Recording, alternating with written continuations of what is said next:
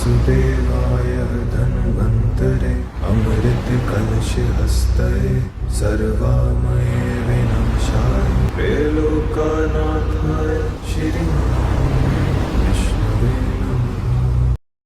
అందరికీ నమస్కారం అండి. ఈ రోజుల్లో ఎక్కువగా ముఖ్యంగా స్త్రీలలో చిన్న వయసు ఆడపిల్లల కాడి నుంచి కూడా కొంచెం పెద్ద వయసు వచ్చిన వాళ్ళకైనా ఎక్కువగా వినిపించేది, మా దగ్గరికి ఎక్కువగా ఇబ్బంది పడుతూ వచ్చేది థైరాయిడ్ అండి.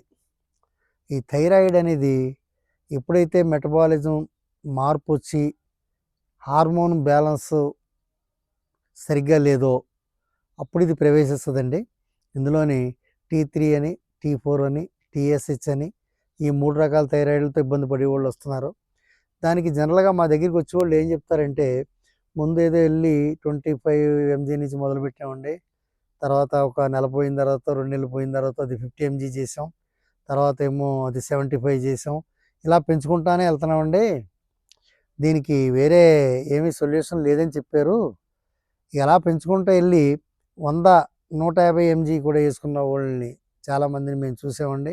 కానీ మేమేం చేస్తున్నామంటే, మా దగ్గర కస్టమైజ్డ్ మెడిసిన్ ఇచ్చి మూలికా వైద్యం ద్వారా దాన్ని నెమ్మదిగా వాళ్ళు ఎలాగైతే హైక్ చేసుకుంటా దాన్ని 25 నుంచి 50, 50 నుంచి 75, 100, 125 అలా చేసుకుంటూ వెళ్ళారో సేమ్ అదే రేషియోలో మళ్ళీ మేము తిరిగి అదే 15 రోజులకు ఒకసారో వారానికి ఒకసారో వాళ్ళ మూమెంట్స్ని బట్టి వాళ్ళ ఆహార విహార నియమాలను బట్టి తగ్గించుకుంటూ వచ్చి మళ్ళీ కొన్నాళ్ళకి ఆల్టర్నేట్గా 0 అంటే ఆ పొటెన్సీలో ఆ ఎంజీ తాలూకు మెడిసిన్ వేసుకోక్కర్ లేకుండా కూడా అతి తొందరలోనే అయ్యేటట్టుగా మేము దాని తాలూకు చేస్తున్నామండి.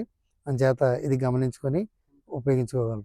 ఈ సిమ్టమ్స్ ఎలా ఉంటాయంటే అండి, ఒక థైరాయిడ్ తోటి ఏమో బాగా సన్నంగా బక్కగా అవడం, ఇంకో థైరాయిడ్ తోటి ఏమో కొంచెం బాగా ఒళ్ళు వచ్చేసి అన్వాంటెడ్ అనమాట అండి, ఊరికే ఊబకాయం కింద రావడం, ఇంకొక థైరాయిడ్ తోటి ఏమో వీక్నెస్ బాగా, ఎంత ఏం మామూలుగా మనం రొటేట్గా మన పనులు మనం చేసుకుంటున్నా కానీ ఏదో తెలియనటువంటి నిస్సత్వ ఏంటంటే అదేమో బయటపడదు, ఇది తెలియదు.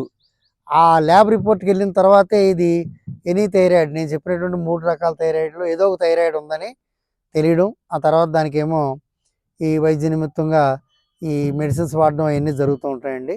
కావున ఈ ఈ రకమైనటువంటి ఇబ్బందులతో బాధపడేవారు ఎవరైనా సరే ఒకసారి మమ్మల్ని సంప్రదించి తగు రీతి వైద్యం పొందగలరండి. మనవి చేసుకుంటున్నామండి. నమస్కారం.